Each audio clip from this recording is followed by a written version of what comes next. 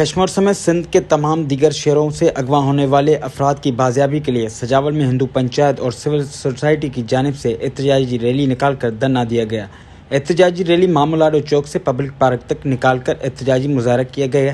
اس موقع پر ہندو پنچایت کے صدر ڈاکٹر ہوسچند، سول سوسائٹی کے وکیل سلطان کھوسو، سندھ ترقی پسند پارٹی کے رہنما گلشن رند، سندھ یونائیٹڈ پارٹی کے دادا خان سندھی کا کہنا تھا کہ جگدیش کمار، ساگر کمار، پریا کماری سمیت دیگر افراد کے اغوا کی مذمت کرتے ہیں۔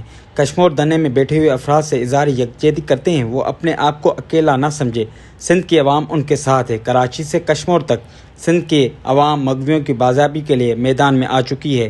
سندھ میں ڈاکوؤں کا راج قائم کر کے لاقانونیت کی انتہا کر دی گئی ہے۔ انہوں نے کہا کہ سندھ امن کی دھرتی ہے، اس کو کس طرف دھکیلا جا رہا ہے۔ معصوم فاطمہ اور صحافی چاند محمد مہر کے قاتلوں کو گرفتار کیا جائے اور لواحقین کے ساتھ انصاف کیا جائے۔ مغویوں کی بازیابی کروا کر سندھ سے ڈاکو راج کا خاتمہ کیا جائے۔